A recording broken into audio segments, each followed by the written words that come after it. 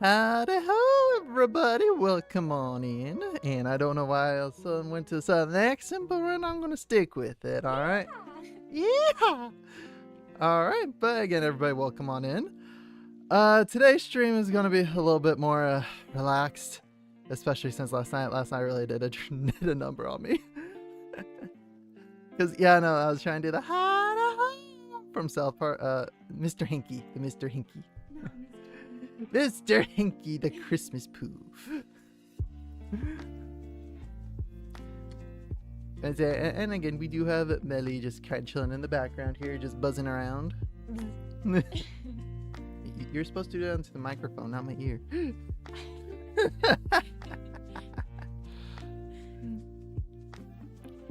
Which, okay, I just want to, Ezra, on my YouTube account, I just...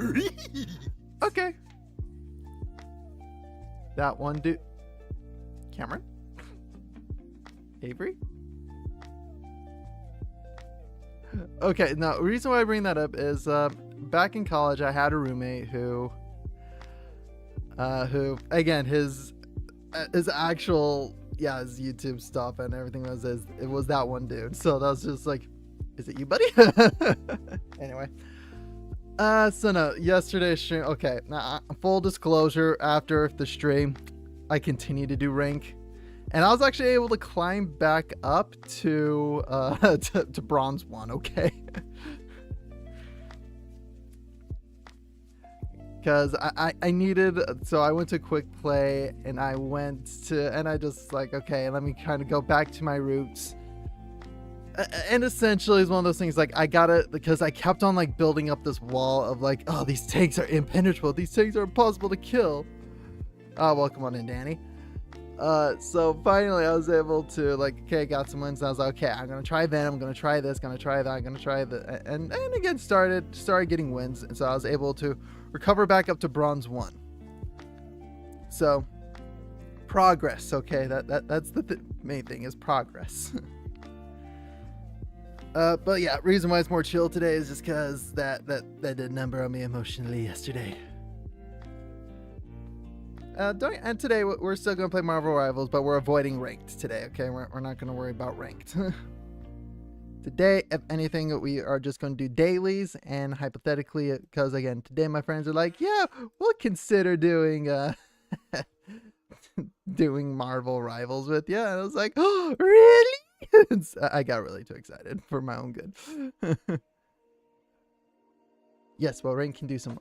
And actually, my friends are grinding League of Legends ranked, so that's even worse. So anyway, so the overall topic for today, as you can tell from the stream title, is we're going to talk about cursing, specifically in books, and specifically how to do it right. And yes, there is a annoying way, as per my point of view. So my point of view is correct. Because to put it simply, okay, so I'm just curious, anybody know the book called Fourth Wing? It is a popular book. Book 3, Onyx Storm, comes out this week, I think. Oh no, it comes out next week. Essentially, Fourth Wing is like, again, I'm gonna say it's gonna be, they're trying to promote it on the same caliber as like Harry Potter, Hunger Games, that kind of level of just like, oh, this is gonna be the next big book to movie maybe, because again, it's about the main character, again, is a girl named Violet, and it's about dragons. It's about being a dragon rider. So in fact, the slogan you will see, like if you go into Barnes & Noble, a lot is fly or die, because it's very much you got to build relationship with the dragons. Anyway, like, overall premise of the book is good. Like, again, in the book, its overall story, it is hooking us. Not quite like Aragon, because in Aragon, it was very rare to do it. Yeah, I would say actually, no. Inverse, how the dragon trains you. Because what it is, it's an entire military regiment of dragon riders. Like, it is part of the military. It is part of a full-fledged academy. Like, again, they're going to school to, like, again, that's what this book is essentially this is the Violet, the main girl. She's going into training, the training of the school. And it is, and of course everything in it is brutal. Like, again, we've only gone through like the first trial, which, like, again, overall it's written good, but the thing that takes me out of it so fast is how they handle cursing. And welcome back on in. And I'm going to give you the caveat, okay? I'm not saying like, oh, books shouldn't have the F word, okay? It's just there is a there is a good way to use the F word, okay? And because to me, I'm just saying this was mine and even Melly's opinion. Yeah, frick. This is our opinion on all of it. Just like, you are creating an entire world from the ground up. You are creating an entire society. Yet you use fudge. Yeah, fudge nuggets. Well, foot, that's a whole different reason. And blame Chibidoki on that one. And yeah, your default is fudge for curse. To me, I'm just like, quite literally, you're an author. You're trying to be an artist of the linguistic of the English language. And yet you got a fudge. And again, I know that's my viewpoint and all of it. And again, I've been torn out of books so fast just by reading that.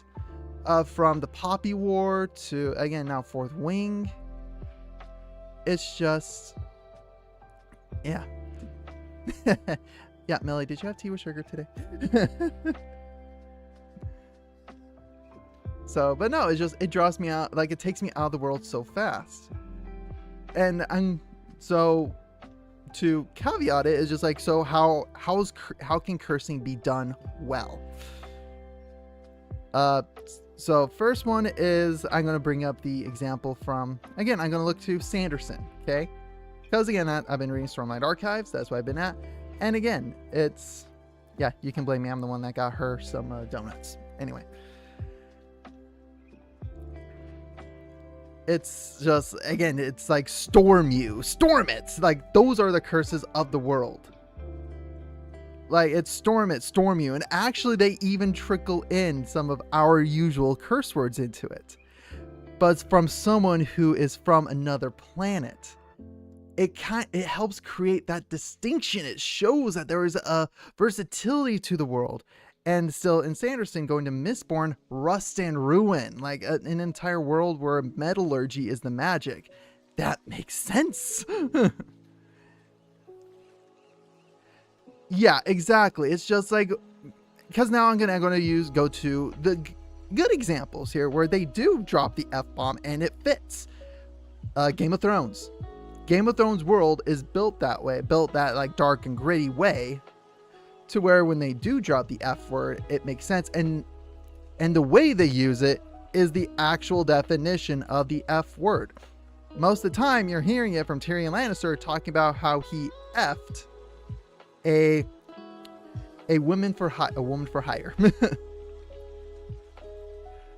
So it's just, when it's just all of a sudden you're reading, and then Ezra, I posted 2 new videos today, and I found a good recording app, so I've been doing, oh good, glad that's been working for you, very proud of you.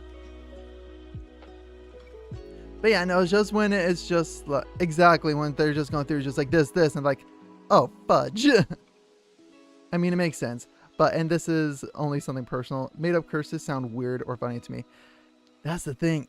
I find them, even if they sound a little weird or funny, I find that a lot more charming than just, oh, fudge. Oh, fudge monkey. Again, it's essentially that. And even still, like, the way languages work and why it sometimes is really cool and so beautiful is that there is an evolution to it. Like, again, I'm now going to go over to Red Rising. They have an entire hierarchy of curses where, and again, I'm not saying like they're anything crazier out there, but one of the curses is bloody damn. Like, again, go to Britain. Like, what's one of their main curse words over there? Bloody, A, B, C, D, E, F, L. Like, it still has that root. It still goes from there, but they flipped it. They changed it. Like, just having that extra level of, and again, this is also a world with other deities. Like, how many times in, like, I'm gonna say, like, in Percy Jackson, they're like, oh, how funny would it be if they're like, oh, Zeus's balls or something like that? Like, it's just, yeah, they got a whole dictionary. And it's just like, again, and yes, most of this is gonna be a rant and complaining about this. And yeah, Amelia's got her mother-loving wasp one. Of origins from Germanic, yep, Swedish dialect, possibly from an Indo, meaning strike, shared in Latin, pugnis fist. Yeah, roughly, yeah. But again, usually, so when it comes to even to more linguistically, F was, I'd strike that. Exactly. Basically means I would strike that, I would get that, or again, it was always meant in the realm of sex. That was always what it was meant for. Icy tradie baby. So, and again, just the way they're like, oh, fudge. Like, just because again, it's just like, oh, F. Like, it's always like the crap kind of moments where it's just like, oh, I'm gonna die. And this is where, again, now I'm going to get into my philosophy with cursing. I feel like cursing by itself, in its inherent nature, it's not bad, but you got to give the context here, okay? And I'm actually going to use a South Park episode to help illustrate this, and it's where they use shiz over 200 times. Because it just shows that the more you use it, the less meaning it really has. So having that curse word, yeah, you son of squanch, again, these are so much, in my opinion, these are a little bit more fun. And that's what can make the English language a lot of fun, is when you just use shiz all the time, it gets tiresome. It loses its meaning. It's just another word. As my father taught me with a language, is you got to add a bit of color every now and then. So again, don't swear every other word, but when you swear, make it impact, make it mean something. To where, again, and actually going back into it, if again, a character you haven't heard curse, all of a sudden goes, oh shit. It brings you to alert, like, oh, what the heck happened? It gives it that impact, gives it that to it. Do you feel like it's a bad example for anime with nudity or sex? And it's okay. So going into like specifically, okay, I'm gonna flip this more into the realm of art. Because again, this is where there's a difference between nudity and nakedness. Okay, and it's all about what is the point, like what are they trying to get the viewer to feel. So in anime, the nudity is specifically for erotic themes, erotic sexual themes, which I think is just no, I don't think that's a good thing. But if it's nakedness, where again, like we look at very good pieces of art like the David from Michelangelo. We look at, yes, that one. It's called the David. Okay. I know. As the David. And again, it shows David naked, but him still standing confidently. Because even going into my art history classes, it was more to strike and resemble it. You mentioned it like erotic / sexual stuff can't be artistic. It's all about the purpose. If you are trying to elicit an erotic or sexual theme, then it's pornography. Hey, Kimberly, welcome on in.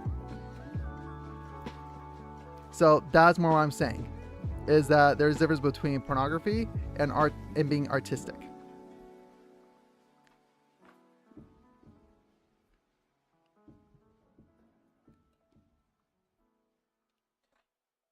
So when it comes to specific nakedness, so nakedness in itself is very artistic because it's more showcasing the human body, and actually there can be a lot of symbology with it. Like I'm going to go back to the David. Yep, categorizing is complicated, very much. There's times where it could coexist. And this is where we will disagree, because I am not comfortable with pornography, because that's me. I'm not comfortable with pornographic material in a lot of ways, because pornography and lewd content to that degree, it does something to the brain. It gives a chemical imbalance to where, again, it just creates a disconnect between people. But do you think the cussing is as bad as it? Cussing, as I said, because again, the cussing, I'm going to say you could even construct it to, it's a whole symbology of language. Because I'm going to go with other languages. Japanese does not have an F word in it. They don't have explicit curse words. Like they have words, they have frustration words that mean that kind of stuff, but it's not viewed as cursing. So the main example that comes to mind is, for instance, you will hear this one a ton in shonen or actually you'll just hear this a ton in anime, but specifically shonen anime, kuso, which again translates to shit. You hear, and again, it roughly translates to that because kuso also does mean crap, but it's also used as a frustration word. So a lot of times we, again, connect it as that. But as a society, they don't teach it as like, oh, that's a no-no word. So that's where then you can get into societal constructs on what is and what isn't. As someone who's demi, I'm always surprised how people react to nudity. I get that it can be taken too far, but in my opinion, nudity can be artistic. Again, and that's the line here, okay? There's a difference between nudity and nakedness.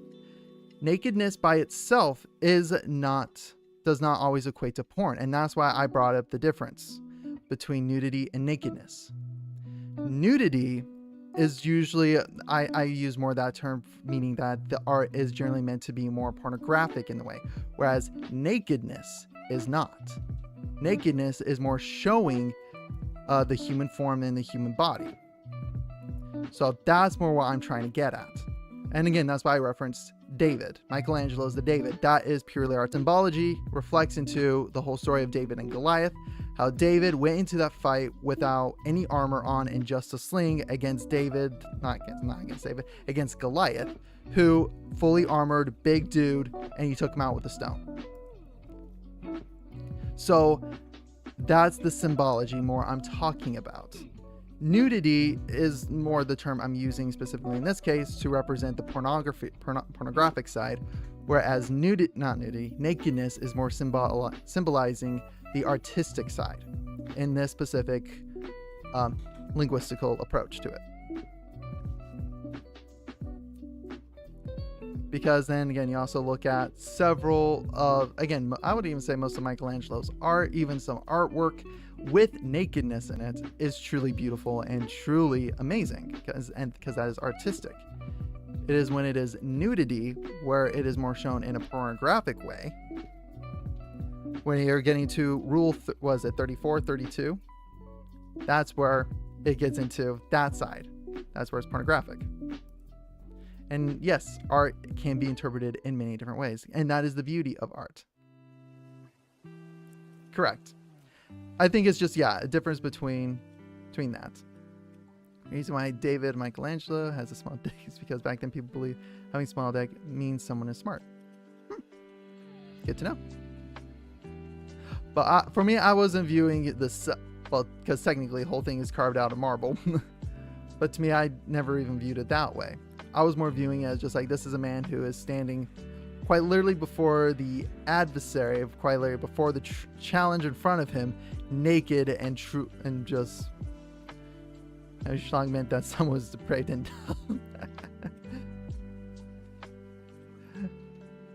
Interesting. Okay. You seem to know a lot about this. Yeah, since Danny, it looks like you've been really focusing on some meat.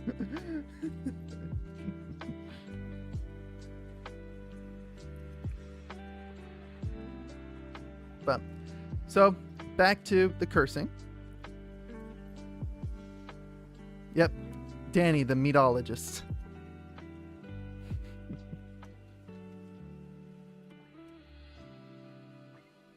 So, but yeah, going back to the cursing side of the spectrum.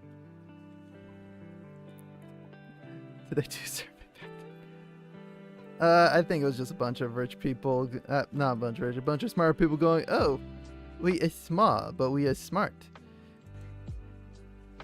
Warriors are big, therefore they are dumb. That's, again, personal interpretation. But, so, anyway, cursing, I think there should be, again, especially with authors, use cursing to elevate your writing. And again, I'm not sure if it's, again, actually, I'm not going to touch that with a 500-foot pole. But yeah, having an entire structure around cursing, really get into, like, again, I know I even have my curses specifically for fantasy. One that I use a lot is Son of a Lich. Because that just flows off the tongue naturally. Well, Time has Blood and Bloody Ashes. The Lich. Yes, the Lich. Oh yeah, there's also Son of a Witch, but Lich just that one just rolls better.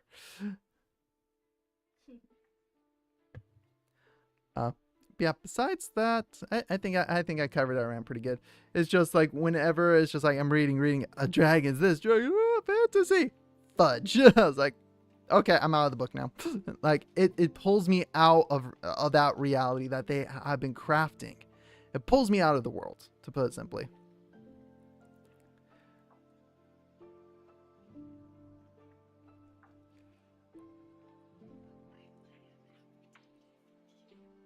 Uh-oh. Okay, show me later. So how far this low class made it? Yeah, that's too wordy. That's too wordy. That is way too wordy. Like, it's just, again, there is an art to cursing. There's an art to coming up with some of these curses.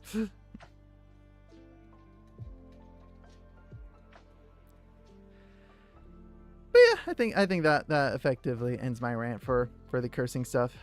I got it out on the internet. I think I'm good. I think I've voiced my opinions. Is there like a short and not long?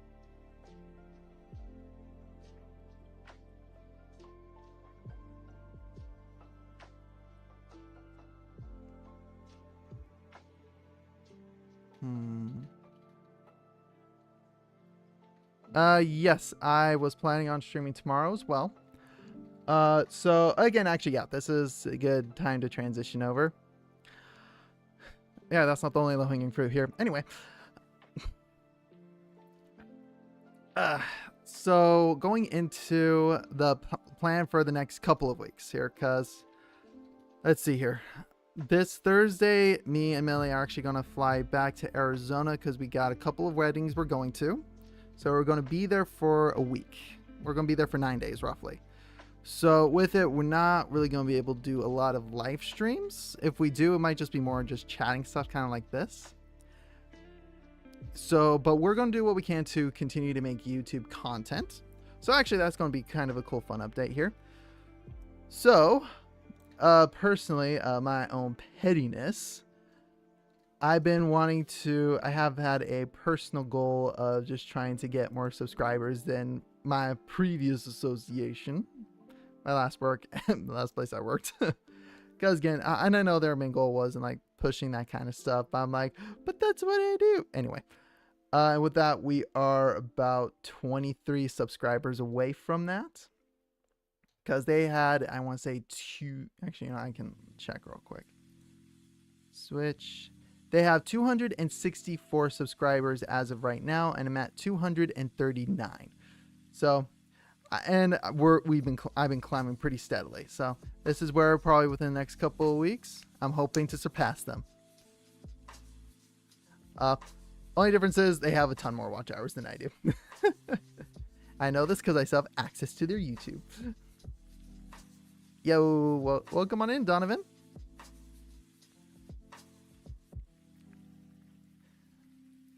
So, in every respect, my hope and goal is to hit monetize before them. But again, they're not really making content. They're really not doing that much stuff.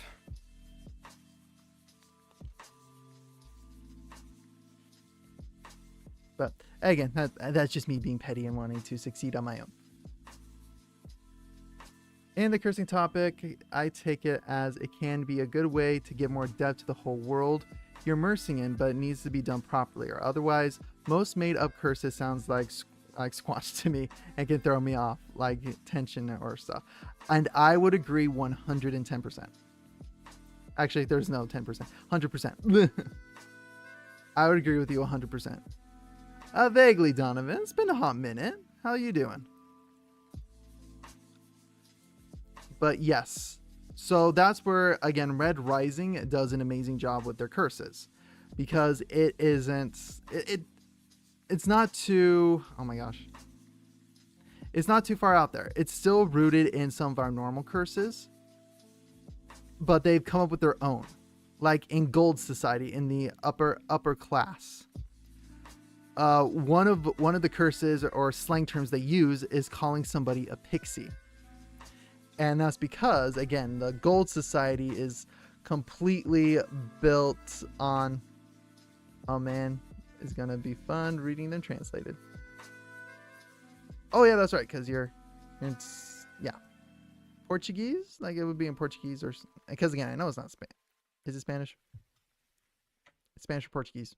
I can't remember. I'm sorry, Danny. Mexican, Spanish. Okay, yeah, Spanish. But yeah, pixie's used as a slur, but the reason... I don't hate you, I just have bad memory. I have bad memory on a lot of things.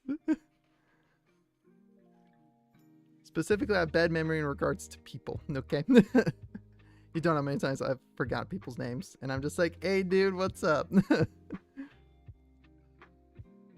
What's up? Like, again, you also forgot I love drama. Yes, I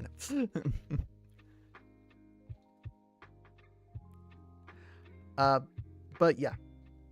Pixie in... Because again, yeah, Gold Society is completely built on the idea that they are above everybody else. That... They are masters of their own appetites. They are a master of the master of themselves. And a pixie is someone who overindulges. All right, that one did. Okay, hopefully you have a good rest of your night. Maybe see you tomorrow. If not, yeah, you have a good rest of your week.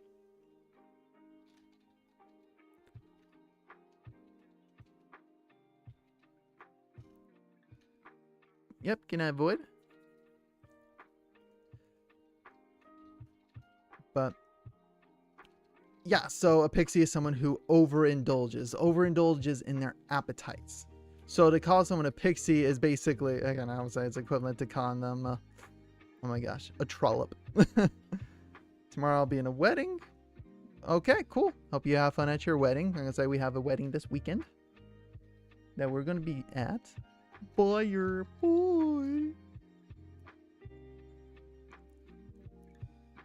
So, but yeah. So again, completely agree with your quick start. It's just like the cursing has to be done properly, and it's got to be within the right context. And honestly, I would say maybe don't drop the F word within the first chapter. Just because that's immediate. Okay, so you either gotta drop it super early and be consistent with it, or you gotta just do it till close to the end. When they've been engrossed in the world for a long time. Well, more like a video shooting with the setting of a wedding. Oh, okay. Yeah, good. Oh yeah, no, good luck with that. Because again, I know you're a bit more of a photographer, so that's really cool. So yeah, no, that's great. Have fun.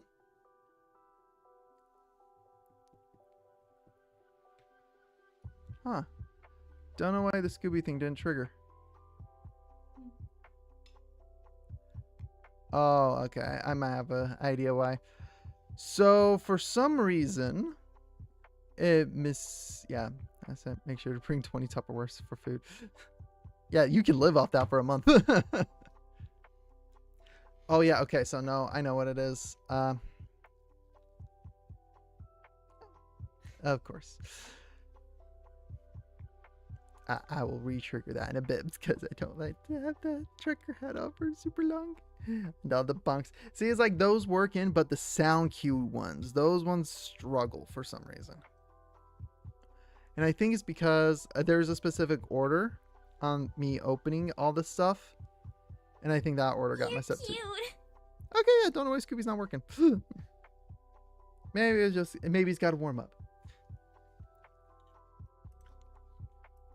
All right. So that we might. There it is. Yeah, okay. It just took a minute.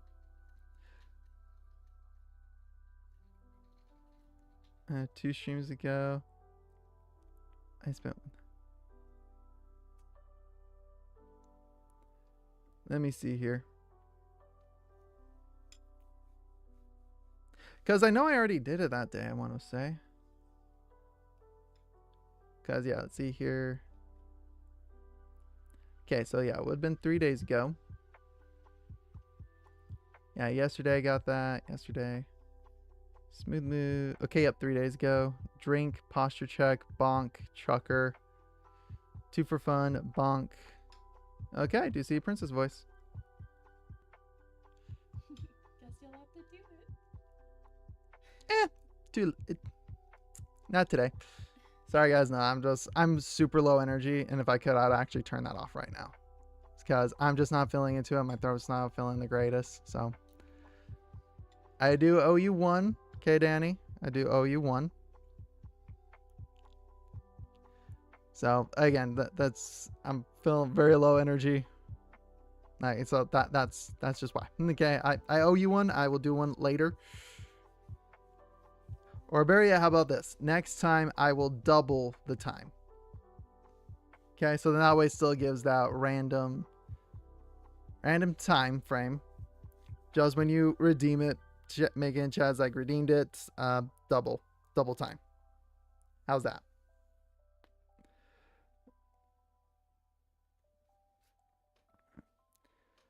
We'll do 15 minutes instead of the usual 8.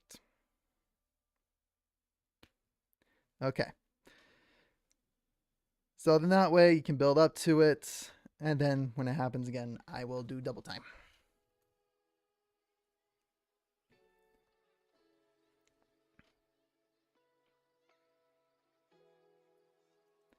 Because actually, yeah, no, to be honest, that was like my greatest fear yesterday while doing ranked was someone's was gonna do one of those redeems. And I was not having it yesterday. Yesterday was not a good day for me. And Melly never misses it. You're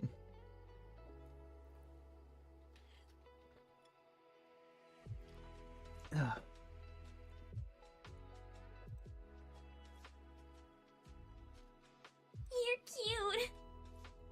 So that everybody's doing the redeems, okay? That everybody is using their points. Use your points wisely.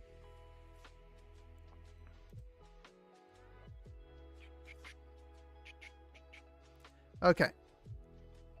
So now we are actually going to swap a bit over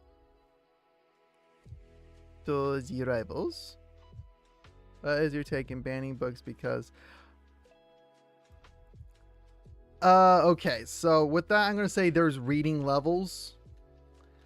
Kids should not be like, again, like I'd say age brackets here, okay? Once they hit teenage years or even preteen, cursing's gonna happen, okay? They're gonna hear it in schools, they're gonna hear it anywhere else, okay?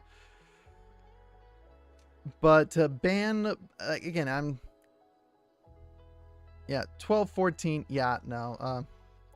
Only ones where I'm like, okay, ban the books is if it can, like, shows, like, sexual acts, like, actually showing how, yeah, like, has pictures and diagrams on how to do stuff. That's where it's like, yeah, no. That's 18 plus, 18 and above. Well, almost at 2K. Very impressive. Very nice. Happy you finished Dying Light 2.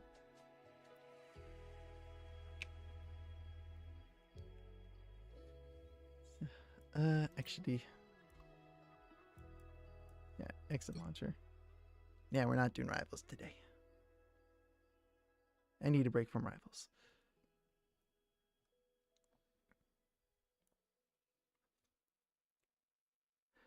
I think I spent 8K points or more. Not good at managing expenses. Oh, you're talking 8K real money. Or are you talking about 8K points? Like 8,000 Angel Essence.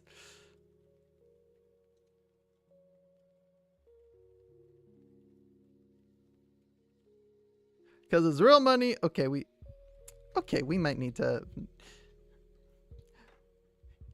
But you gotta be careful with your money. Take it from someone who like has no money. Oh, speaking of which, I do have a job interview tomorrow, so hopefully everything goes well. So, fingers crossed.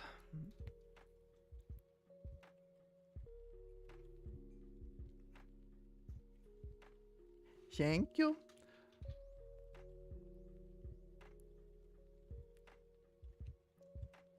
If I get it, that'd be great, just because that's more money in my bucket. They like 12 games, 1-1, and progress none. I feel ya. I feel ya. Future money problems are for future moneyless men. Oh my gosh, I'm trying to remember. Oh yeah, no, it was How I Met Your Mother. That's what got me to laugh. So they actually do that where they're, oh yeah, it was within the first season there, because Marshall is getting married to Lily, and so Ted and Marshall are trying to figure out like, okay, who's gonna get the apartment. And so Marshall's like, you know whose problem that is? Future Ted and future Marshall's problem. It's like, you're right. And then it flashes back to the president like, dang it, darn you, past Ted and past Marshall. So that's what just came into my mind. Actually, you know what, since this is just chatting, we can do reactions. So I'll bring up the clip just because it's funny.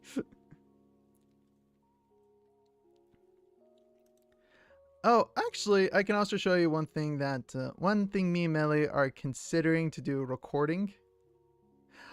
I still love How I Met Your Mother.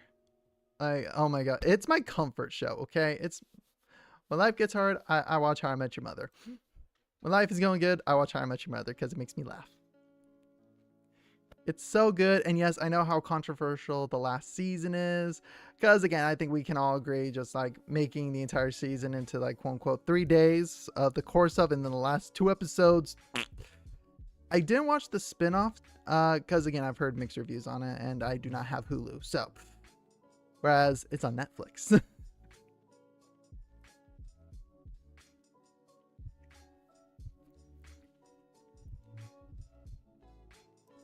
So let me, oh my gosh, okay. But I do like the alternate ending. Okay. Yeah, that's what I've heard too. It's just like, so I remember watching one video, just like the main difference. Oh yeah, was like why this spin-off series never worked. And it was primarily because it felt like the group of friends in the spinoff really weren't like connecting. Like they didn't do all these weird, crazy adventures like they did in the original How I Met Your Mother. Until there's one episode where they started doing that in the second season, I want to say, where it was like a scavenger hunt, where it's them working to like them sabotaging each other, them doing this, them doing that.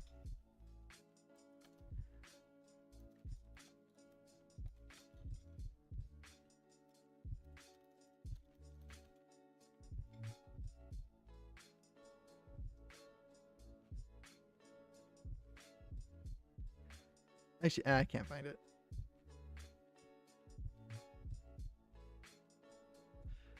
But no, I really did like How I Met Your Mother. I don't know why my comfort shows. I love that one too. It's my second one. I know how it sounds, but I don't know, I just like it. I've yeah. I again, that one's also a good one. Like honestly, I would flip between How I Met Your Mother and that. Like in the How I Met Your Father series. And it's not and no, it's not the chemistry between the cast. Like okay, so with How I Met Your Mother, you have Marshall and Ted who have been friends since college. And as you can see in the show, it's like they have their characters have that depth. They have that big depth into that connection in the past. Whereas in How I Met Your Father, it doesn't really feel like they have that kind of history. And again, I know that's also from, well, they've only had 2 seasons of it, so technically like 2 years of trying it. And they started to slowly get into it, but in the realm of live streaming we have nowadays versus traditional television, it just doesn't work. And I absolutely love, and again, I love The Big Bang. I don't care for the criticism. It's funny. It's fun. One of my favorite clips is actually one where it's, oh my gosh, Amy and Howard bonding over, is it Neil Young? Like they're just singing in the car. They skip out on the scavenger hunt and they just go to a karaoke bar and sing. I love that clip. It is so fun. And again, this is where for a show like Big Bang Theory, they do have an overarching story to it, but it doesn't have to be there, so to speak. Like if you notice, like from the first season as it progressed, the main characters kind of alternates from like Leonard being the character you're rooting for to Sheldon, because again, it's just like and again, we saw this a lot in like Friends. We saw this in a lot. Oh my gosh, I did not think we were getting into traditional television shows, but anyway, here we are.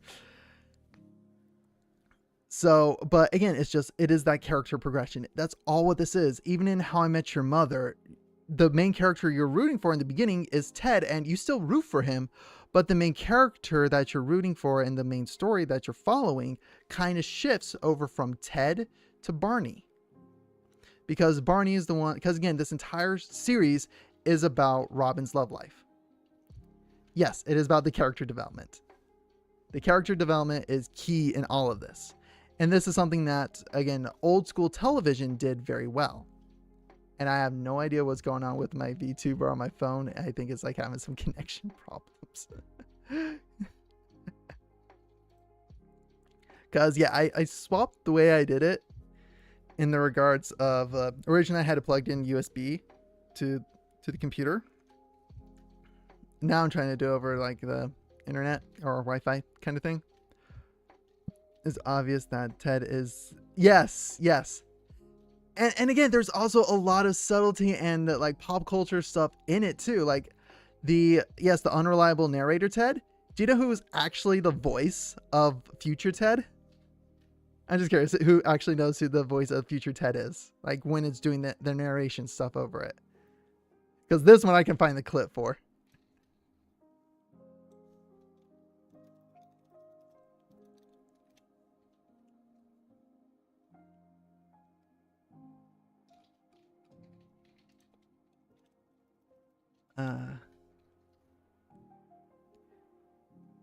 Do you guys know who the narrator for future Ted is? Okay, I'm gonna reveal it in 3, 2, 1. Future Ted is Bob Saget, aka the dad in Full House.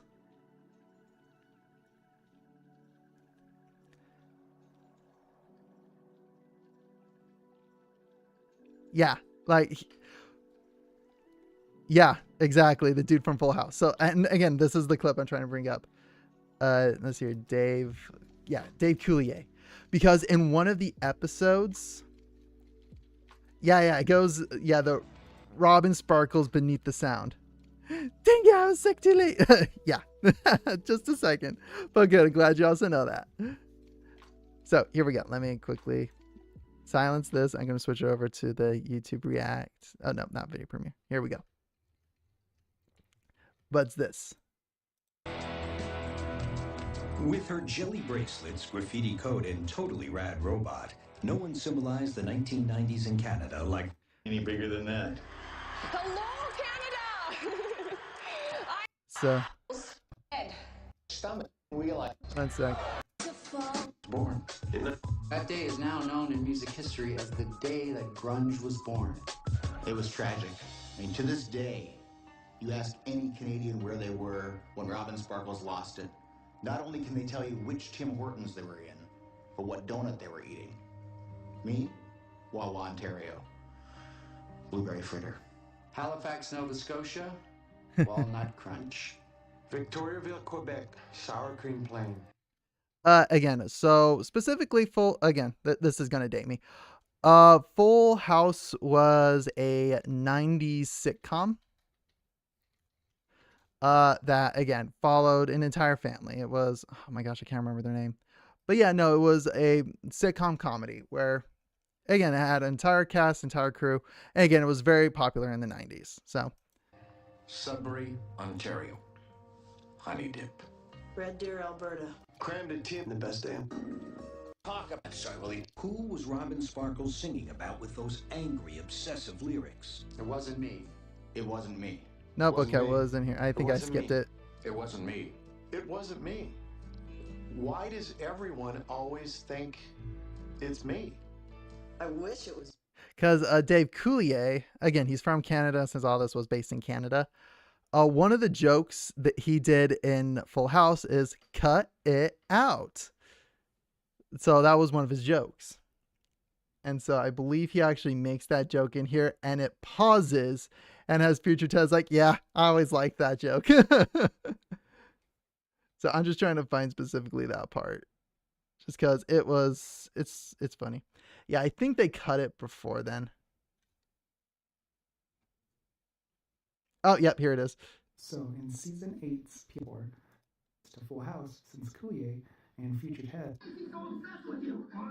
both played characters. Here's a clip of those 2 episodes. Now why is he so obsessed with you? What? I'm sorry, it's not about me. Then who is it about? I don't know. I always thought it was Coulier. It wasn't me. Stop asking. Jeez, cut it out. I always liked that joke. Yeah, right there is the I always like that joke because that's Bob Saget actually, like, again, breaking the fourth wall, so to speak. So, but again, and the reason why they picked Bob Saget's voice instead of like using the actor for Ted, it was specifically so that way it would convey that fatherly kind of vibe to it, to give it that, like, this is a fatherly voice. And yes, I do love that it's the unreliable narrator. I love How I Met Your Mother for so many reasons. And again, I think, and actually the way I've always also interpreted it is what character you connect with is kind of like the character you need in the stage of life you have. Like in high school, again, when I was a teenager watching How I Met Your Mother, me and my friends, we loved Barney just because Barney was always just so far out there, was always like, yeah, it's got to be legendary. It's got to be epic. And so that's, again, as high school students, me and my friends, like, life's got to be legendary. Life's got to be epic. And so we got to strive for that. So that's what we would do. And then as got older, again, more mature, you begin to kind of like, okay, I'm now trying to look for the love of my life. So you then begin to kind of connect with Ted in his journey to finding his wife, his spouse. And again, for me, I was like, I've connected with Ted. I've connected with just about every member of the cast at some points, other than I think, actually, I have not really connected with Robin. Like, there are moments where I'm like, okay, I get it, but never like been like Robin speaks to me. I think last time watching it, and this was actually right after me and Melly got married, I was connecting with Marshall so much. Speaking of sitcoms, do y'all like Young Sheldon? Let's see here, like Young Sheldon. Big Bang Theories usually don't, but I like it as a standalone show by itself. Thing is, okay, so I actually liked it. I enjoyed it for what it was. Like, again, it was fun. It was an enticing story. And again, it if you're looking for like nerdy Big Bang references in that show, yeah, you're not going to find it because this is where it's more of a normal sitcom. But when they made those Big Bang references, they hit home so much harder. Like the episode where Sheldon is listening to the Nobel Peace Prize winner at the end. I want to say it's at the end of season 1 or season 2. And then it cuts to Leonard also listening to on the radio to the winners. Cuts to Rajesh, cuts to Penny, cuts to Amy, cuts to Howard and his mom, and that made me laugh. But I was in tears. I was crying. It was so good. I absolutely loved that moment. It was awesome, and it was can stand Mary at times, but George, Missy are standing out for me. Again, Georgie, this is where I really like the show because it brought Georgie in a whole new light and Missy in a whole new light. And I did like their dad. The second last episode. Yeah, that was a good tearjerker. But honestly, now if you look at it and even look at the way Sheldon's mom is processing it, go and then rewatch some of the Big Bang Theory, and you can tell that they still resent the fact that their dad was taken from them last second and they're taking it out on him instead. Like, it is a legitimate coping mechanism that they have, and one that is real. Because for Mary, it's like she shouldn't be angry at God. She should be instead angry at her husband. And so that's what they do, is they keep painting him in as like this dumb buffoon, which, don't get me wrong, George Sr. does have his moments where he is a dumb buffoon, but I do like that they still portrayed him as like he's still a father. He is still like, is he perfect? No, but no father's perfect. And it's not until you become an adult and you reflect and look back on it that you realize that. And so for the entire series, and again, this is where I loved the last season, as it's like, this is Sheldon's memoir for writing his biography as a Nobel Peace Prize winner, and he's going back to his childhood and talking about it. It makes so much sense. And like, again, if you look at everything as a whole, it is done tremendously. It is beautiful. Thank you.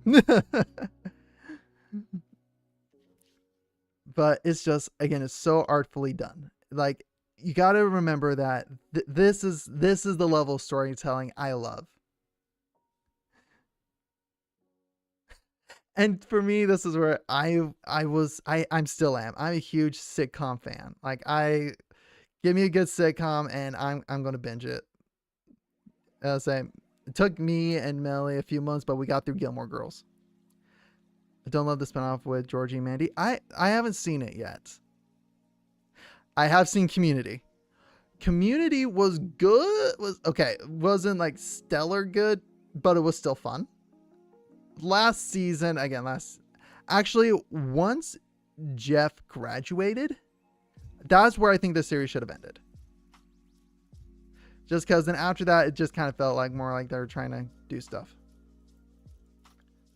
I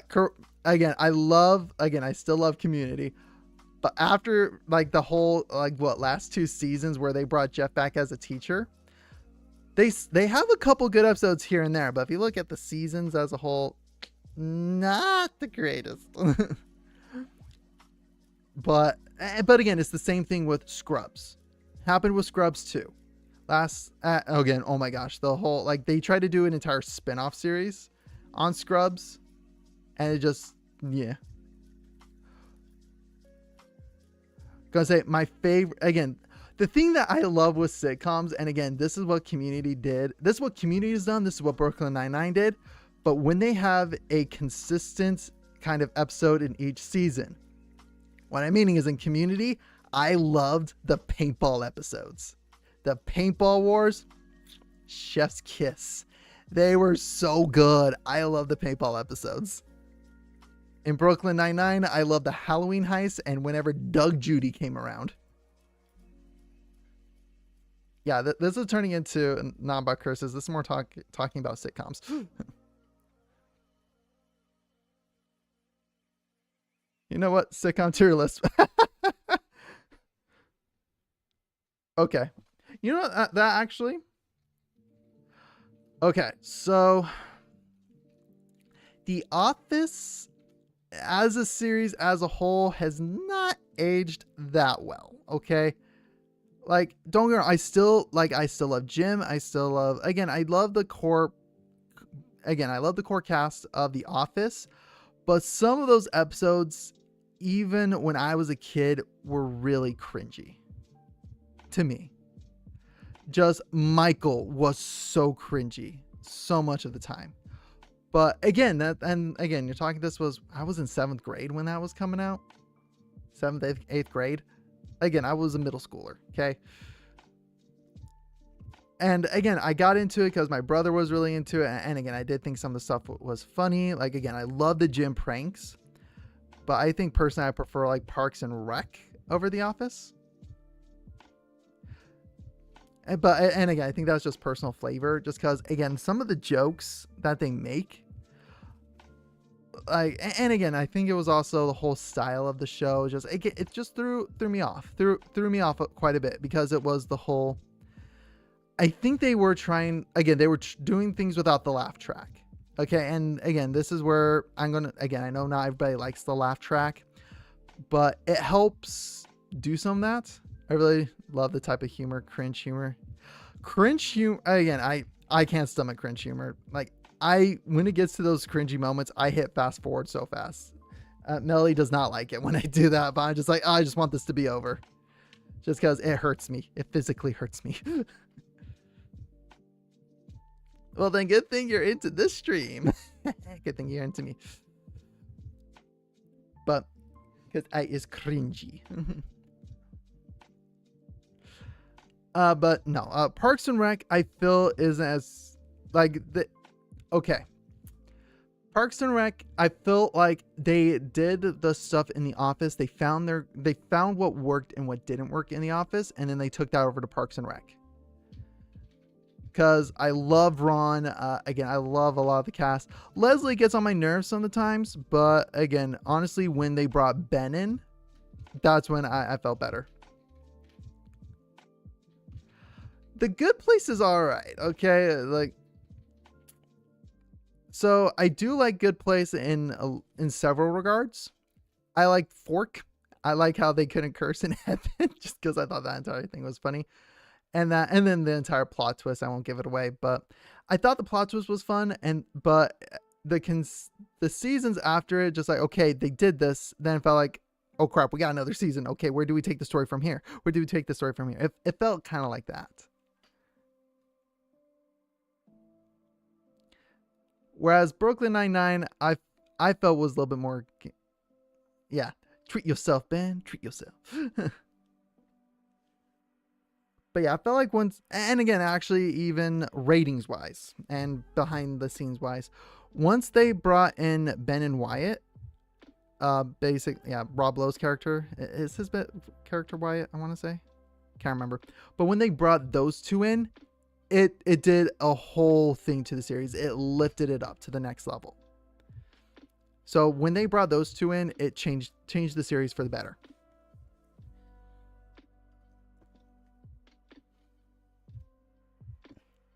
But actually, have you guys checked out, oh my gosh, do you think a depressed person could make this?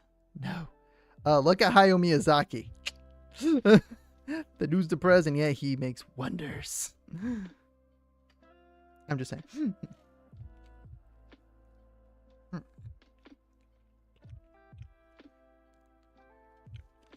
Drinking a bite of toast.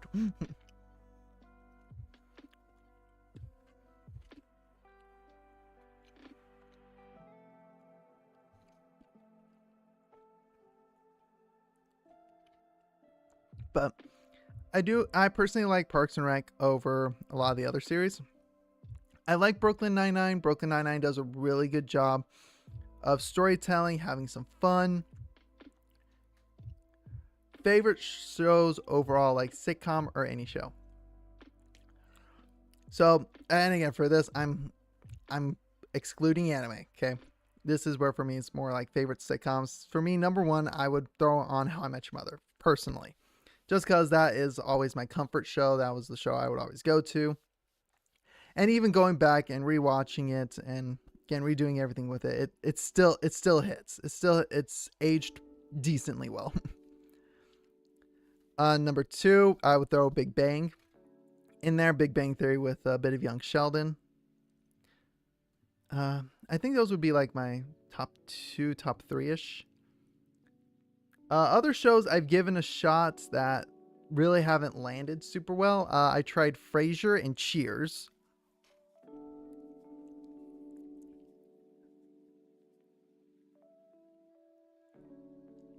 Which again, they did pretty decent. But oh yeah, no. Number three I'd put Parks and Rec. So top three, I'm lumping in Young Sheldon with Big Bang Theory because I see it as more just like that 70s show. Oh, that was a good one. Okay, I'll put that one probably top five. I did watch a little bit of Everybody Loves Raymond, but I really couldn't get into it too much. I say I do also enjoyed, but yeah, that 70s show, it was great. I remember just watching it on TBS a lot, so it was like never like always in sequential order for the seasons, but they were always fun episodes.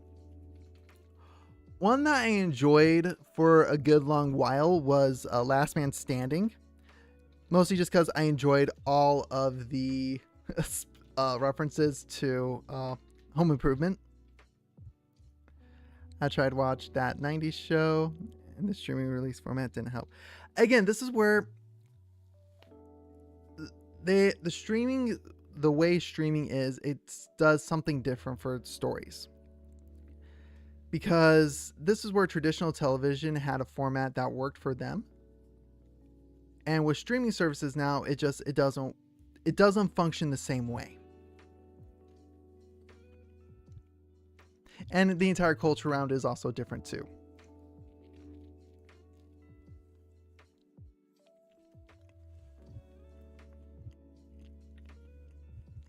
Mm-hmm.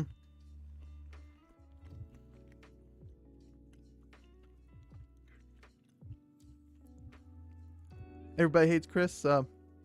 Never watched it.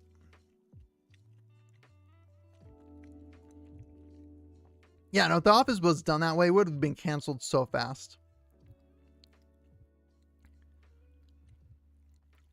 Like, this is where, in one respect, what streaming services are trying to do now is try to simulate that week by week episode. Like, if you look at Amazon Prime, like for some of the Prime shows, like again, Wheel of Time, for example, they released it week by week.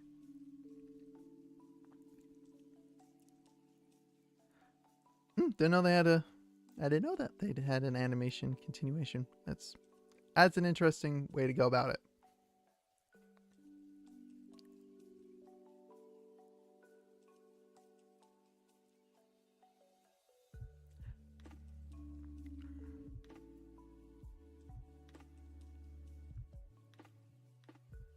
And say, but yeah, overall, I think sitcoms need I would say this, that nowadays sitcoms won't do as well.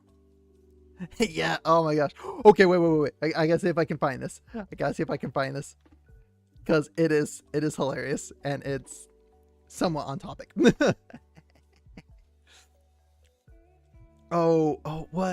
What is his name? Danny DeVito's character. What's Danny DeVito's character in It's Always Sunny? I can't remember his name.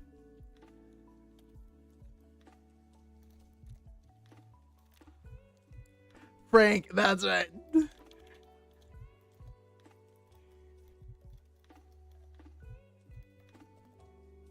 That's what it was.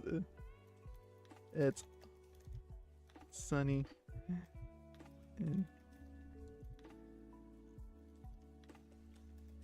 Oh, please let this be it.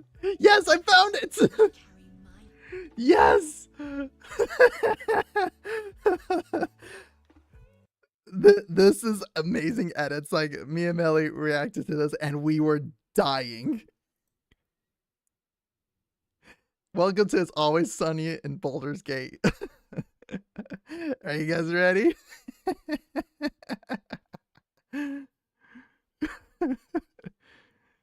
Okay, let me turn up the volume here. We carry mind flayer parasites. What? Within days, we will be Gaith. Mind flayers. Oh,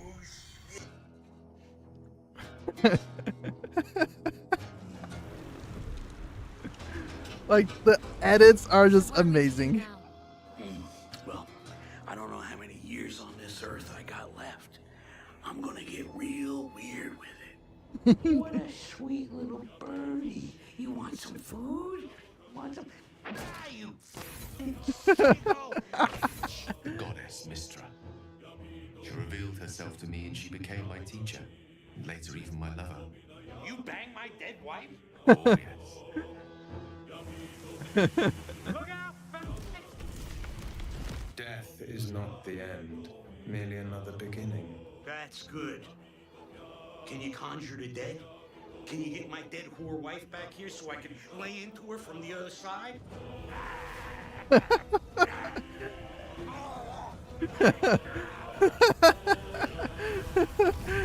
Hello? Guess? Ongo Goblogian, the art collector. The bottleneck. Don't judge me, this is art! Allow me to destroy your gallery. Bullshit. Bullshit. Derivative. That I love. I absolutely love. It looks like he may commit suicide. Suicide is badass.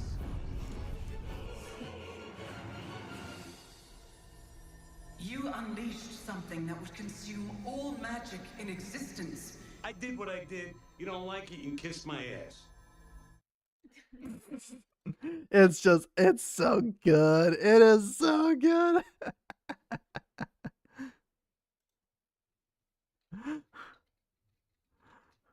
Like, just, I love the edits. The edits were so good. Just, the edits work so well. It does, again, it was good. It was so good. Oh no. They have the penguins of Baldur's Gate 3.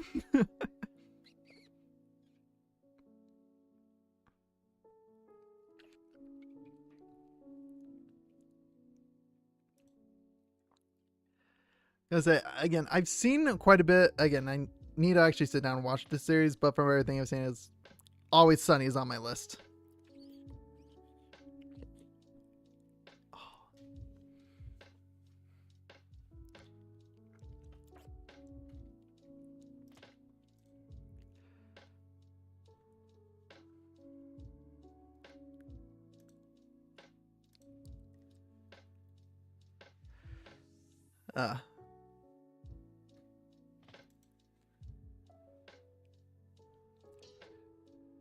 Lacey? Oh, It's Always Sunny in Philadelphia. Surprisingly consistent. Last season has so many top-notch episodes. Good. I'm glad when they are able to keep that consistency, that helps a lot.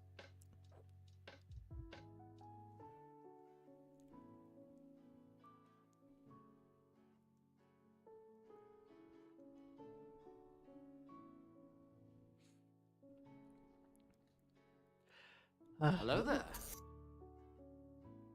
Hello there.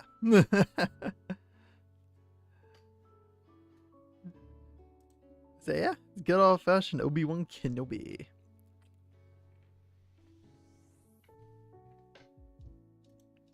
I say at this point, which ones have you not redeemed? Because at this point, I think you've done them all.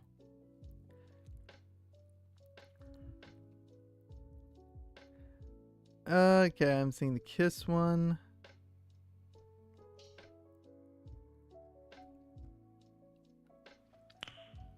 Nice. Kiss one, actually, I can show you guys that one. It's pretty simple.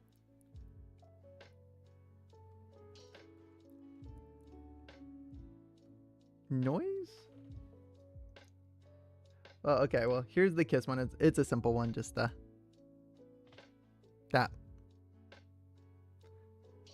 It's just that.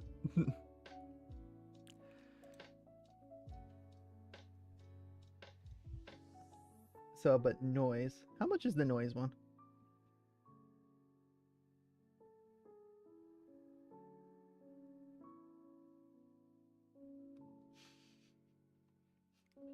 Isso. What?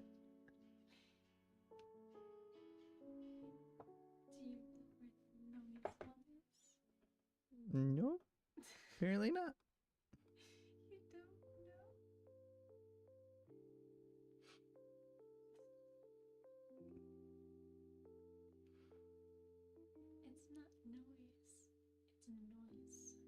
Oh, noise. Oh, that's what it is. It's noise. That's what it is.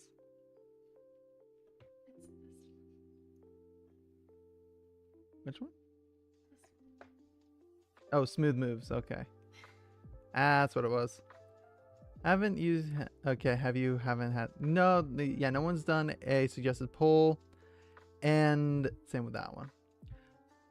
Suggested poll, I think, might be one Twitch does. I'm not sure. I need to look over my redeems. But you know what? We can do a tier. So one of the stream idea plans I have that's been in the works, just because it's collecting so many assets. It is a tier list, but it's a anime I have watched tier list, and that one's going to be a multi-parter.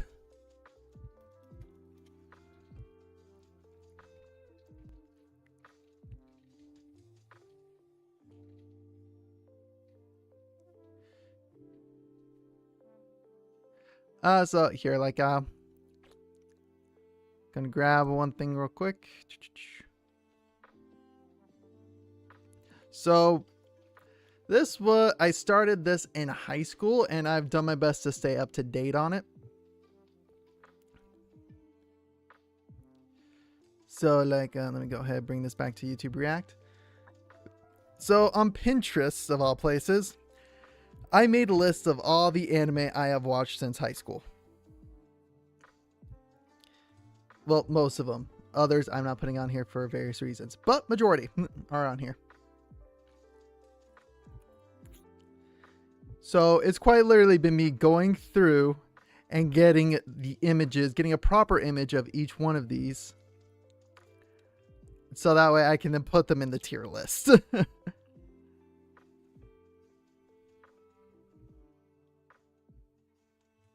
Hey, otaku. Lovely otaku. Hey, ore wa otaku da. And to be honest, some of these I'm like, I do not remember the show. But okay, actually, real quick. Have y'all seen Baka and Test? I don't think I remember half the anime I've watched. Because have you guys seen Baka and Test? Okay, good. Quick start has. Nope. Yeah, Bakuto Testo. To in Japanese means bak. Well, it basically means and. So quick Japanese lessons. To is the particle for and, but the main difference, and that's kind of cool in Japanese, is you don't need to. You can keep on going with and. So yeah, hence where the name comes from, Baka and Test. Because, yeah, even if you look at the way this is, again, done right here, is Baka to test to shokukanju. So that's why I was like, okay, it's Baka and Test. And even when you look at the Japanese one, Baka to testo to. They're using the to from the lower one, meaning and. Oh, yeah, if we had an education system like this, I could see a lot of people having a lot more fun with it. But, oh my gosh, this show. So this show was recommended to me by the Japanese foreign exchange student that was going to our school. Invited him over, like, we hung out, we had a good time, and he recommended the show. And every single time these two would do their interaction, whenever she would do what she does, I had like the whip sound effect on my phone. So whenever I, again, it was like the whip app, it would just go whoosh. That like slayed him. Like he was just on, we were all on the floor laughing so hard. It was, and actually, yeah, I got that bit idea from the Big Bang Theory. So again, I love this show. It was so much fun. It was so funny. Yeah, essentially the tier list idea I have is I'm going to be taking all of the animes I've watched and put them in a tier list. My first anime ever. Okay, this is where we got to categorize here. Do we count Pokemon and Yu-Gi-Oh as anime for this specific reason? Or is it such a commonplace animation that we don't like label as like our first anime? Okay, because going by the definition, Yu-Gi-Oh and Pokemon are technically anime because they're Japanese animation. But if we're talking like first show that's like, I'm going to say the gateway. It was Saturday morning anime. Okay. And it's American anime. It's okay. I'm going to say American anime is Avatar: The Last Airbender. Okay. And which, yes, I do have that on the list here. Okay.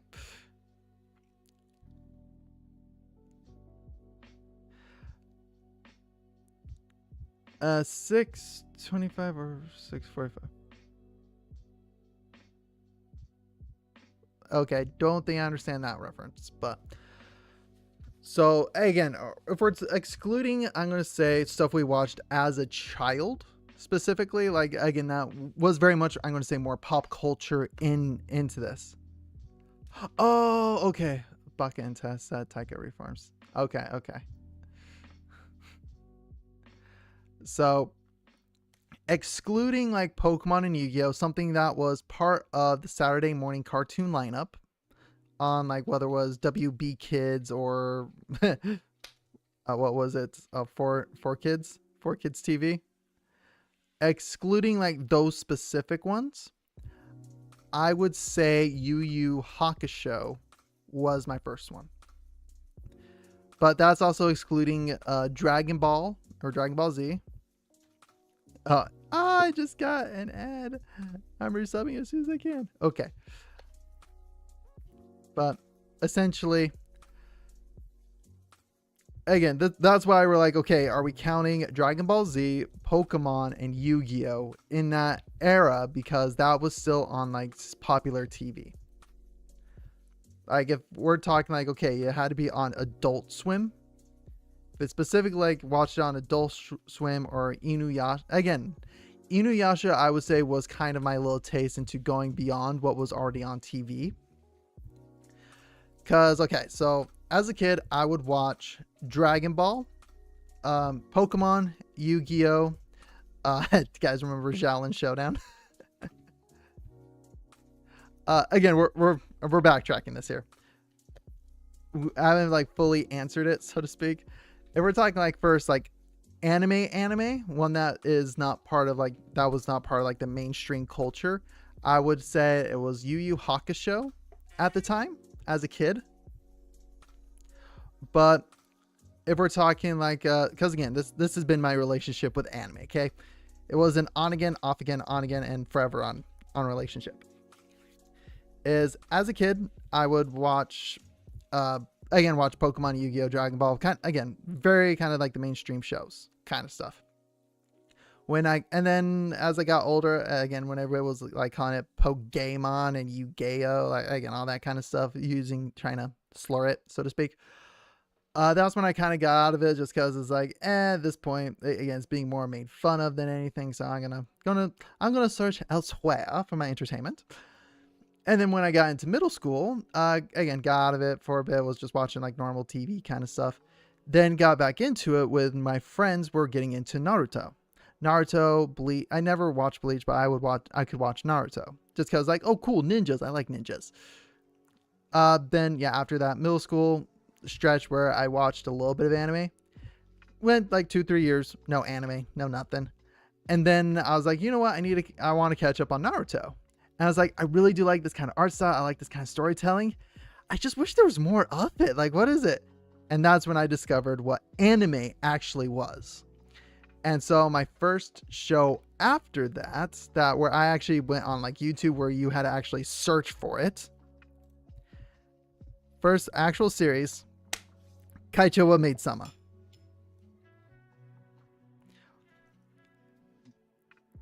That was like my first like off-brand, not super popular anime. And you gotta remember, horny teenager. I was like, ooh, maid. And then I was like, story.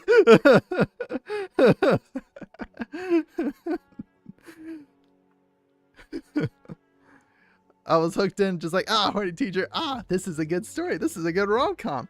Because the thing that I felt like I'd get blue balls a lot in like Naruto and stuff, just because I loved shipping.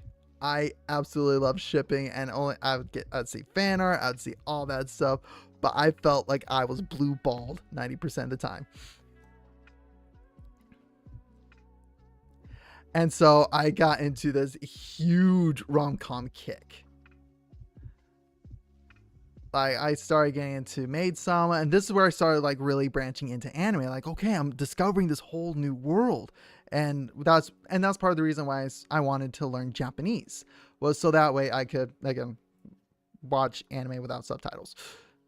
And so I started with learning curse words first, because again, statistically, when you learn the curse words, you're more likely to pick up the language, which is very ironic. But yeah, loved it. And actually, I did not watch Death Note until I was in college. Death Note, again, slaps. It's amazing in so many different ways. But when you're looking at all this, and I was in very much a rom-com, like that was my niche for so long. Because again, seriously, if you look through this, you're like, oh, rom-com, rom-com, slice of life comedy with a little bit of romance in there, rom-com, high school harem. Just peak cinema for Angel Beats. But yeah, no, still slice of life, high school, rom-com. Like, as you can tell, I had a fixation with rom-coms. Cinema. Angel Beats was good. And actually, even when I was in Japan, I did get a CD that was from Angel Beats. So it was really cool. But no, Death Note was good. Death Note's a great series. I think I've rewatched it a couple of times. But no, it's still good. But yeah, see, I put Avatar: Last Airbender in here because I call this an American anime. And then you got Full Metal Alchemist and Full Metal Alchemist Brotherhood. Yes, Soul Eater. I didn't even talk about Rave. Rave Master. Same creator as Fairy Tail. Same mangaka. Actually didn't watch Death Note until I was like 15 or something. I knew about it. Same here. I heard about Death Note when I was in 7th grade. I did not know anything about it, but I didn't watch it until high school. Just because to me the entire premise and the way my friends made it sound was super stupid. Because like, yeah, dude, it's a notebook where you write somebody's name and they die. Like, it's such a lame magic system. And then you watch, you're like, oh, this isn't about the magic system. It's about the spy versus spy intrigue.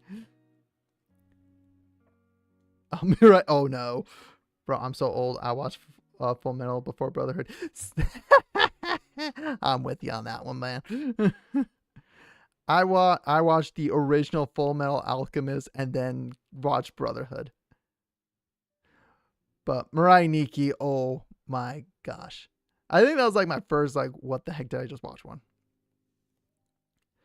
But yeah, no, it was, and this is the thing with all these shows, during their time, they did great.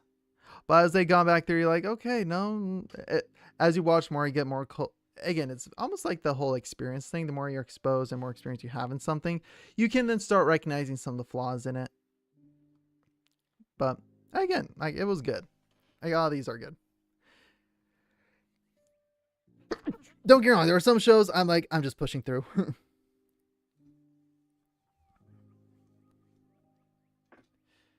Did you watch in 3 parts?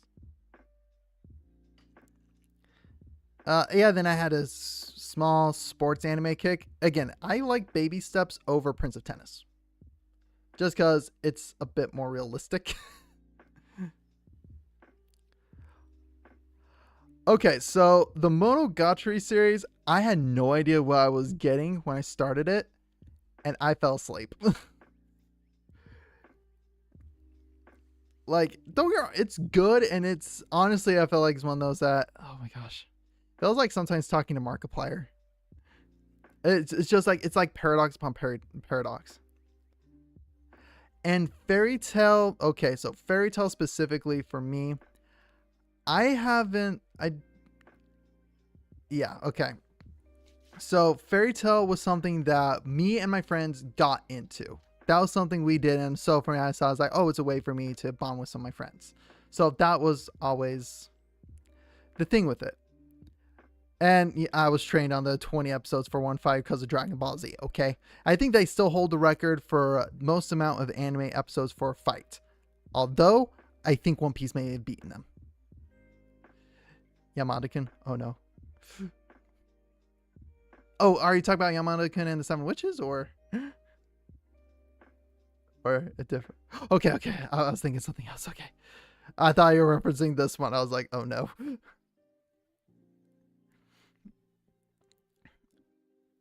But yeah, Yamada-kun and 7 Witches was really good.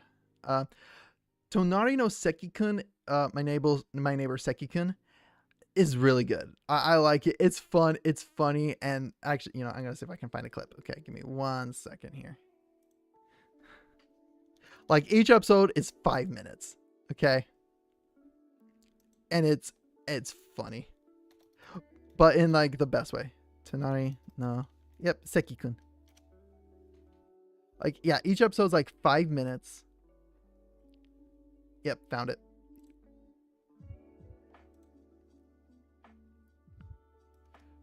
And essentially what it is they're just small little episodes that are meant to, like, you don't ever hear this guy talk.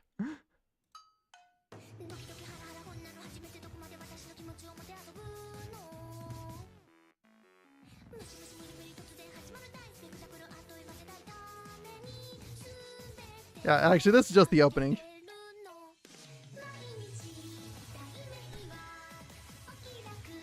Like, it's just this dude at his desk, like, doing any and everything. Like, he's storyboarding. He's using his neighbors to... Yeah, bro learning to build a house. Yeah, the dude is coming up with a storyboard. Has the paper on his front neighbor. He's doing all this in class. Like, that's what this entire series is about. He's got the light projector for, like, again, drawing in the keyframes. Like, it's just... Like, it is just so funny. And it is just a quick gem.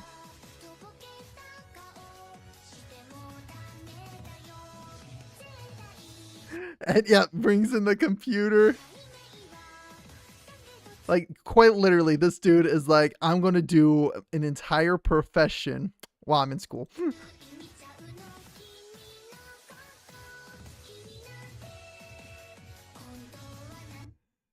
And yeah, he's getting ready to record.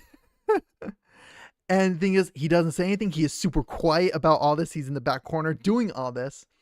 And she's the one that gets in trouble because she's the one that speaks up.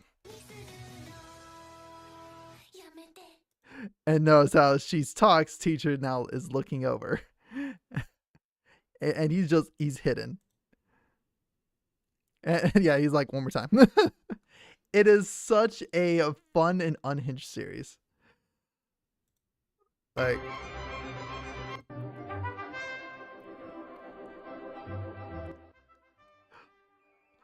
yeah, the dude built an entire domino thing out of erasers.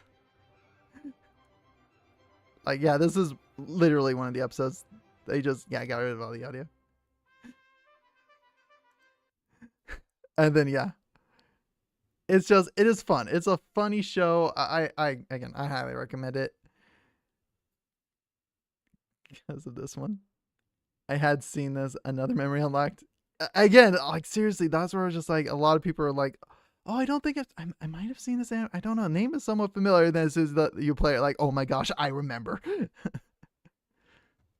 So again, I liked Tonari no Seki-kun for that reason, and it actually helped me and again, oddly, it taught me to remember what the word for neighbor is. Because again, I didn't watch Studio Ghibli films until I was in college. Umaru-chan, yeah, solid one. But now this is actually one of my favorite series of all times. This is Bakuman. This is again by the same creators as Death Note, and this is almost like it's almost like their autobiography, so to speak.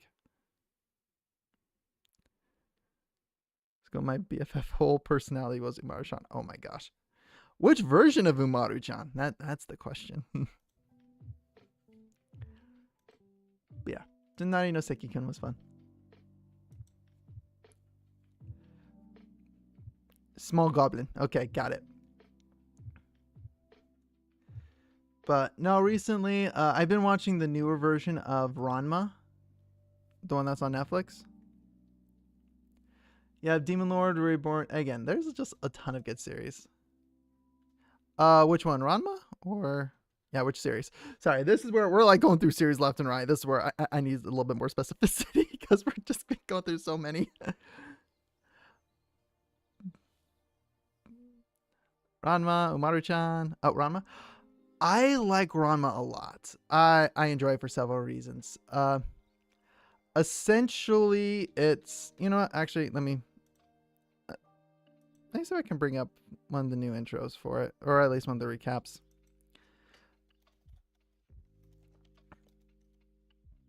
Essentially, it is super cute. Like, that's the thing. Oh, Tonikawa, it was so cute. I love Tonikawa too. Ranma.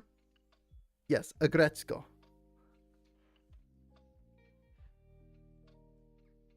Yes. Okay, so anyway, back to Ranma. Ranma, again, boy who is entered... Wait, what? He is given basically a... Oh my gosh, what is it? Oh my gosh. An arranged marriage to the main girl of the series, her. They're in an arranged marriage kind of situation. And so they're like, no, we're not doing it. No, we're not doing it. And essentially, it's over the series, they fall in love. But Ranma has kind of a problem that throws a wrench into some of the issues here. When cold water gets poured on him, he turns into a girl. And then when it's hot water, turns back into a guy. So, again, that's... You can kind of... Yeah. And by the way, this is also by the same creator as Inuyasha.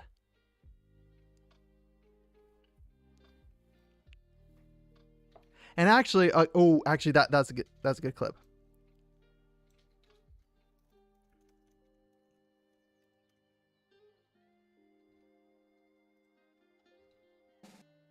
Yeah, this is a good clip because this is all by the same guy. And take into account when it came out and how it's treated in certain themes. Yep.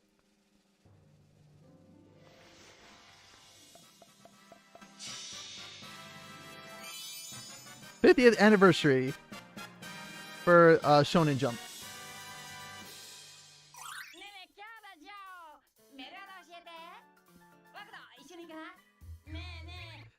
So another character from his series, I don't know the name of the series off the top of my head, but yeah, there's Ranma.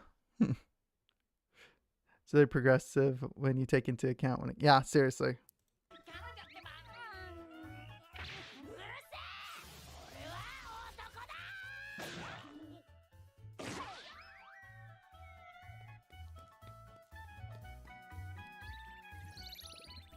Because yeah, it's the one with this one. I can't remember.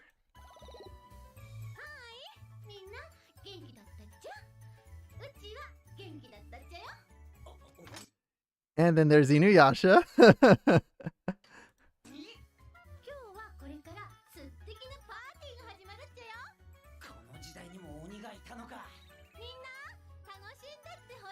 This is all by the same creator, so this is all his IP.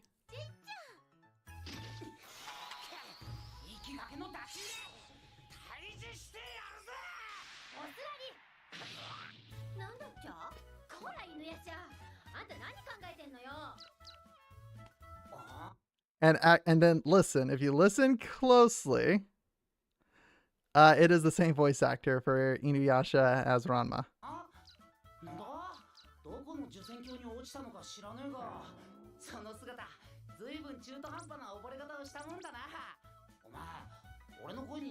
Yeah, hey, your voice sounds a lot like mine because it's the same voice actor.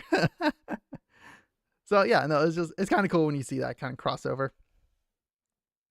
And it's also even funnier when, if you look at the parallels in Japan and the English dub, it gets even funnier.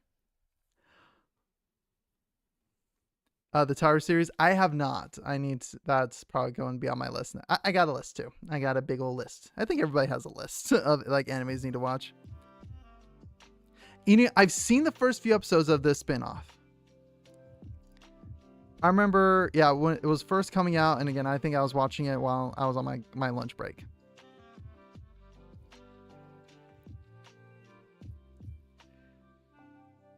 But yeah, same voice actor, and even in the newer version, I think they're using the same voice actor too. Hey, it's a just chatting stream. It's gonna go places. I use the cursing to kind of start the format, and then ADHD takes over. That's the thing you always got to remember, is each streamer has ADHD to one degree or another. Mine's just undiagnosed. Exactly. It's the big brain move. Oh, wait, one sec. But I'm also going to do one thing real quick. There we go.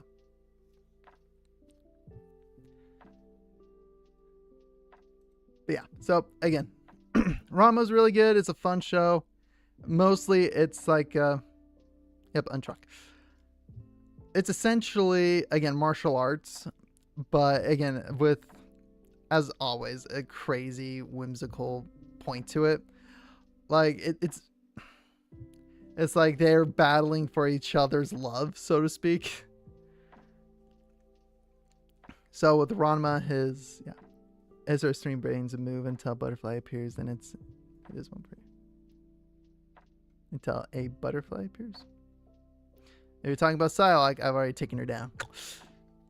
But yeah, so that's essentially what Ranma is. Yeah, Ranma is. It's a good series. They've been doing a remake of it. A remake meaning they're doing an updated version of it, and it's really good. Like, here we go. Like, I'm gonna just bring it up here. Yeah.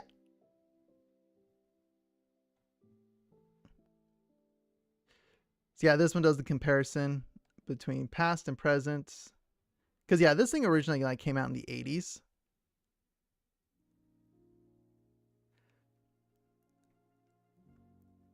'90s or 80s. I'm trying to remember. But yeah. This is the trailer.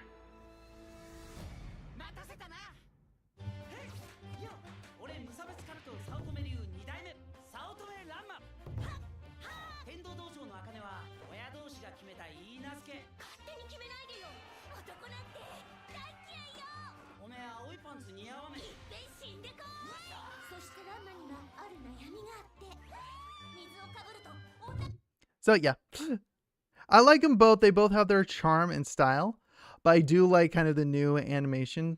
Again, I do like them both. The audio quality though, that's where this shines.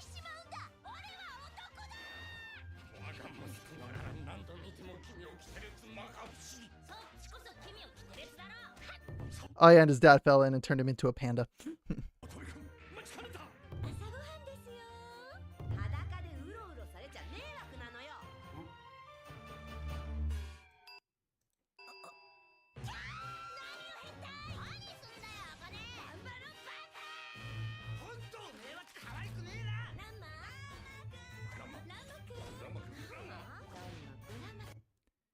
Ew. Okay, so essentially what happens, the reason why he transforms back and forth is him and his dad were essentially doing some martial arts training in this cursed area with a bunch of rivers. It's got a ton of bamboo, everything like that, so they can jump from bamboo post to bamboo post. But each like water has a curse, and it will turn them into whatever that pool is. Ranma fell into the one that turns him into a girl. His dad fell into one that turns him into a panda. His rival turned into one that turns him into a pig. So it is very slapstick anime comedy. And again, it's got to be like full body waters. Not full body, but at least a good bucket of water. Now just a little drop. Rain. Yeah, I feel that one. It's in China. that's and again, that's also, if you look at the style of it, it's very Chinese reminiscent.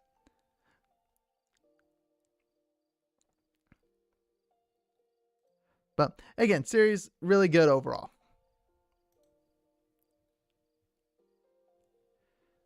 Oh, and actually no, they've done fights in the rain too. And everybody's confused because like, oh yeah, there's female Ranma and male Ranma, but they don't know it's the same person except for the family. So anyway, we'll actually do a full-fledged anime tier list and explaining all this sometime. It's going to take some time to gather all this. So I'm going to switch over to the just chatting screen. Just chatting screen again. Because I think that might be a good time. Claymore is not on the list. I have not seen Claymore yet.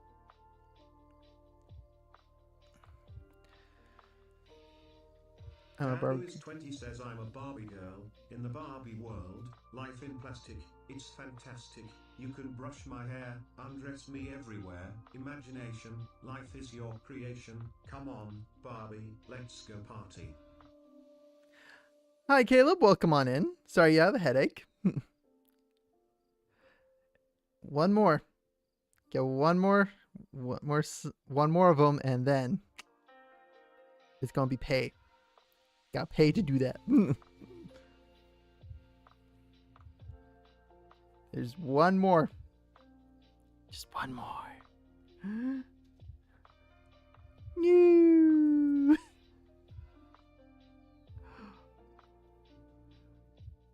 One more of those text to speaks. If you're doing songs, it's gonna be paid. The last melon. It is the last song.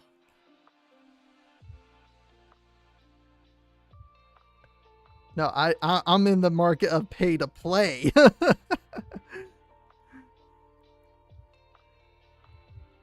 My cabbages.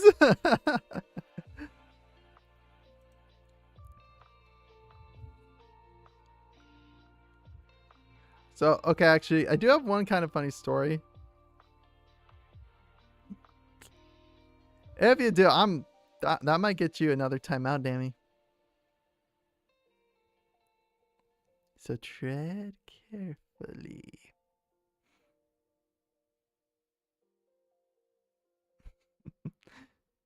I'm kidding. I now know how like timeouts work, so no, I won't time you out. But there will be other consequences. You hate fun, free fun, exactly.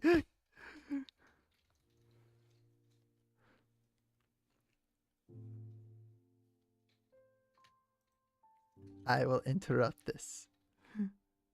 Freedom, fight freedom, freedom. Tatakai.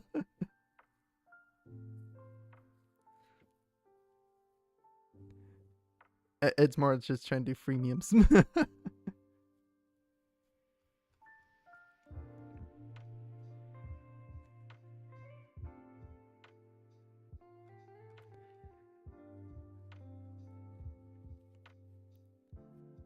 I'm very much more in the market of you've had your free trial.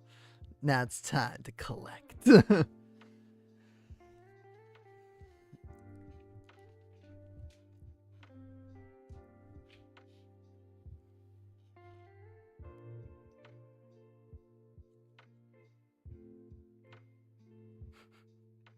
My mind went to American Dad actually. When Snot basically starts learning.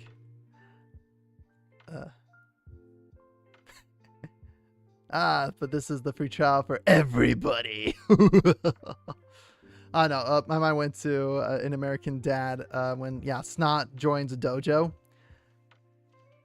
And what happens is he starts getting into fights at school.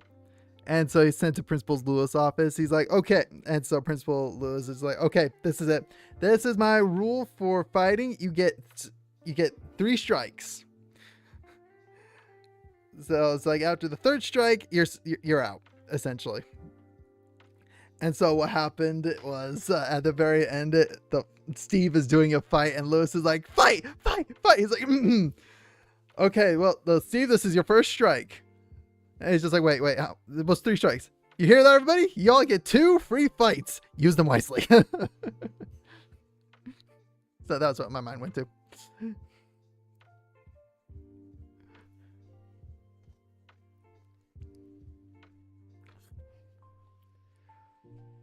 Okay.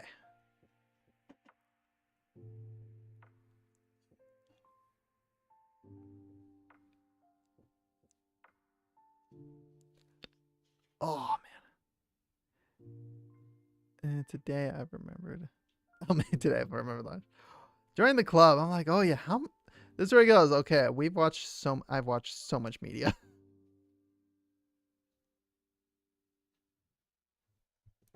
Gotta take these with us. Yes you do. Did your alarm go off?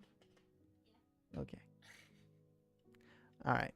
Well, I think with that might be a good place to end tonight's stream. Just because, again, I do have to wake up a bit earlier for my interview tomorrow. So hopefully I get it, because if I get it, a couple of good things will happen. Primarily, I will actually have money coming in. Yeah, actually, it's been 1 hour, 57 minutes and 13 seconds. So yeah.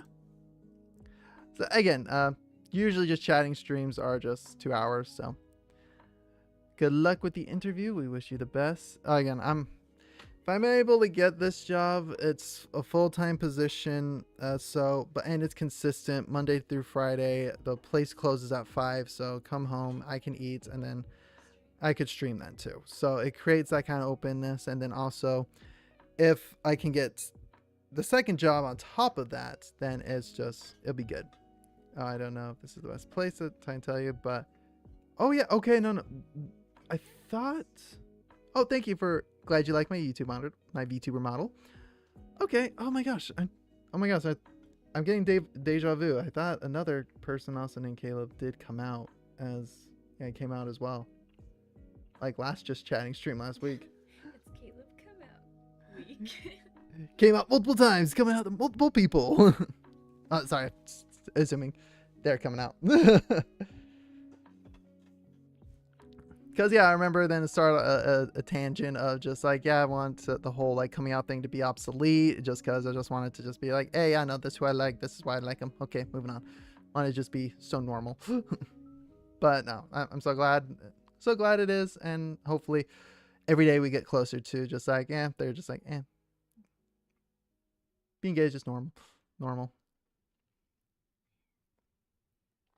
But still, nonetheless, congrats. Very proud of you. If it's the same Caleb, good job coming out again. If it's another one, still congratulations. I'm sorry. But anyway, guys, I do want to thank everybody who was able to tune in tonight. And tomorrow I'll be streaming again. Might either be Sonic Adventure 2 or it might be Marvel Rivals with Friends. We'll see. We'll see what's in store. But anyway, guys, thank you all so much for tuning in, and I'll see you guys tomorrow. Bye.